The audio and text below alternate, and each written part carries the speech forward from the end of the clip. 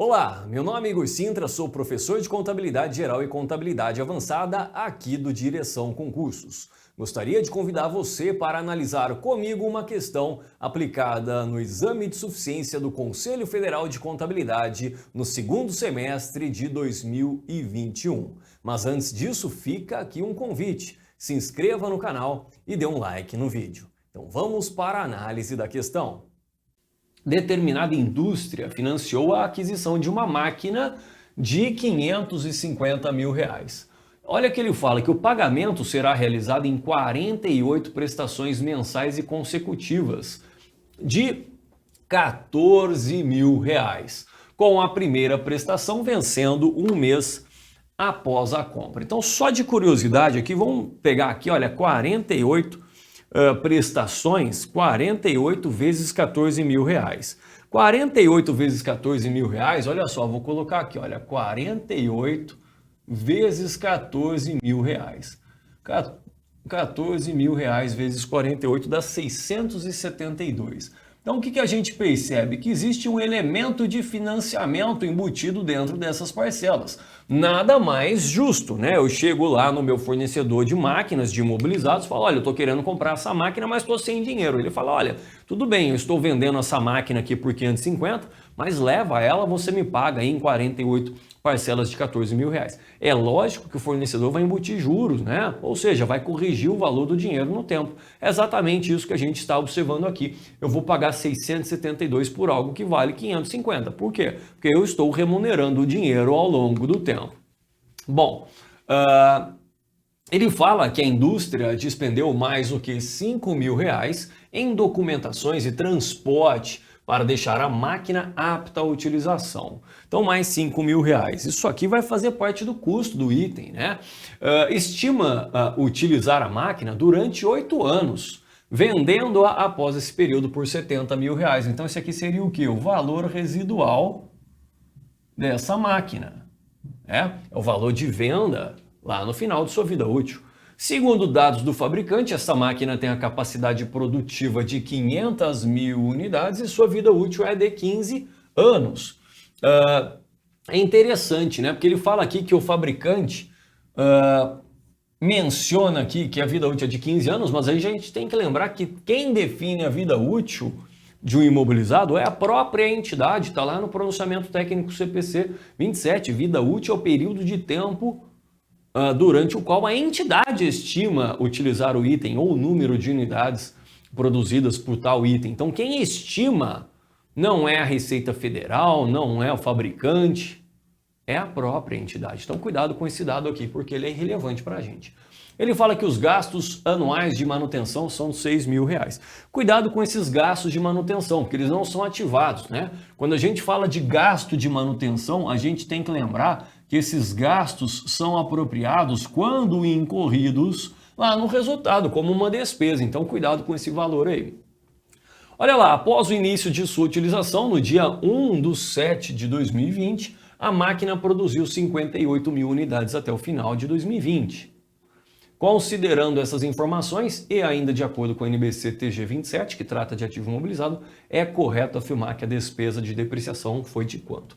Então, olha só, essa questão ela acabou sendo anulada por um equívoco aqui muito bizarro, né? Olha só, a máquina ela começou a operar no dia 1/7. A gente tem que lembrar que a depreciação inicia-se a partir do momento que o item está disponível para uso e não efetivamente em uso. Mas enfim, como eu não tenho aqui a data em que o item ficou disponível para uso, eu vou entender que ele ficou disponível para uso exatamente no dia 1 de julho de 2020, ou seja, a partir desse período eu vou começar a depreciar a máquina. Então olha só, como é que ele pede a despesa de depreciação de 2019? 2019 foi zero, aliás eu não tinha nem comprado essa máquina ainda em 2019, né? Então veja que por um equívoco aqui de digitação. Aqui ele estaria pedindo aqui 2020, né? 2020. Então, por esse problema de digitação aqui, essa questão foi anulada.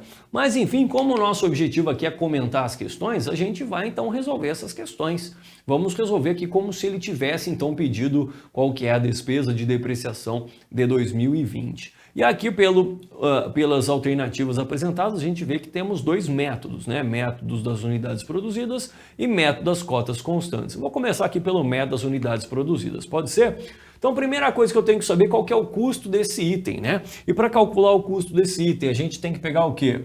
O preço de compra. Agora, cuidado, eu não vou embutir juro dentro desse imobilizado, eu vou pegar aqui, olha, o valor à vista desse item, R$550 mil.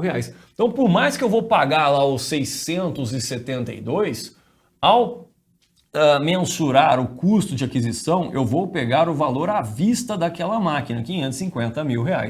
Eu tenho aqui mais esses gastos que ele falou, né? Documentação e transporte de R$5 mil.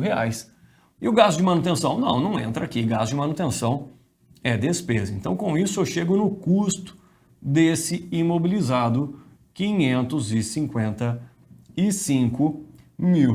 555 é o valor que vai ser levado a débito na conta do imobilizado. Então vamos lá, primeira coisa, vamos calcular aqui a depreciação de 2020, a despesa de depreciação de 2020, ele pediu 2019, ele acabou errando ali, na hora de fazer essa questão para a gente, né? Então, primeiramente, eu vou utilizar pelo método das unidades produzidas. Então, olha só, eu tenho um valor depreciável aqui de quanto? De R$555 mil, que é o custo, menos o quê? Menos o valor residual. Menos o valor residual. Qual que é o valor residual? Ele falou aqui em algum momento, olha lá, R$70 mil. Então, esse aqui é o valor depreciável. 555 mil menos o valor residual. E eu vou multiplicar o quê? Eu vou multiplicar pela quantidade produzida, 58 mil unidades. 58 mil unidades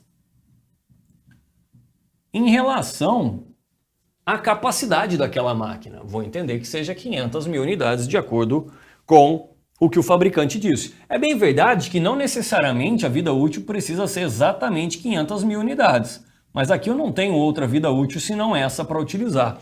Então, por exemplo, o correto seria o examinador falar, olha, essa entidade tem como política trocar essa máquina a partir do momento em que alcança ali 400 mil unidades produzidas. Essa seria a nossa vida útil, tá? Mas como ele não falou nada, eu vou utilizar 500 mil unidades, que é aquele valor informado pelo fabricante.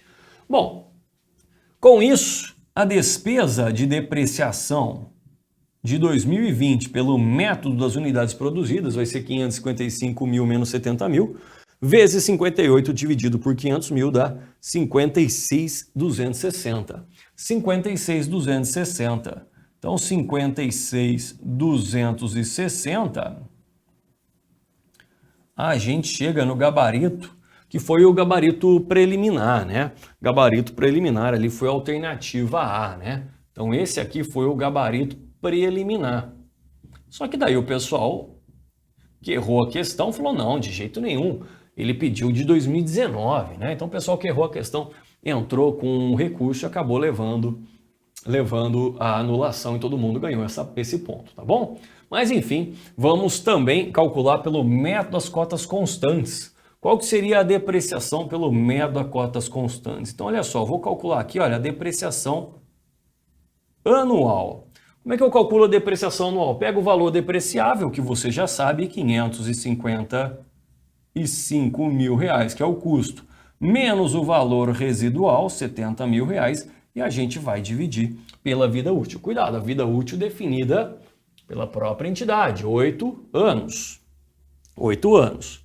Então, 8 anos. 8 anos. E com isso, a depreciação anual vai ser de 625.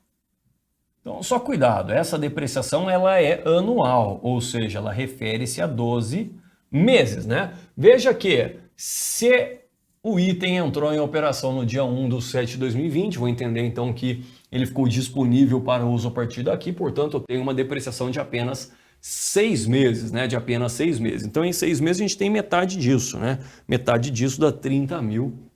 Então olha só, Se você fizer uma regrinha de 3, né, em 6 meses vai ser metade de 60.625, ou seja, 30.312,5. 312,5. Então essa aqui é a depreciação calculada de acordo com o método linear ou o método das cotas constantes. Olha só, apenas 6 meses em 2020. Então, mais uma vez, eu reforço aqui a ideia de que a questão foi anulada pura e simplesmente pelo fato do examinador ter digitado errado ali 2019 no lugar de 2020. Tá bom? Questão interessante para a gente relembrar esses conceitos de cálculo de depreciação que tanto são cobrados em provas do exame. Se você gostou dessa explicação, eu peço que você dê um like nesse vídeo. Além disso, também convido para que você se inscreva no nosso canal. Você sabia que o Direção Concursos possui os melhores professores especialistas em concursos públicos de alto nível e possui um pacote específico para o exame de suficiência do Conselho Federal de Contabilidade? Eu tenho absoluta certeza que é o melhor custo-benefício do mercado. Então clique no link que está disponível na descrição desse vídeo e conheça o nosso pacote. Bons estudos!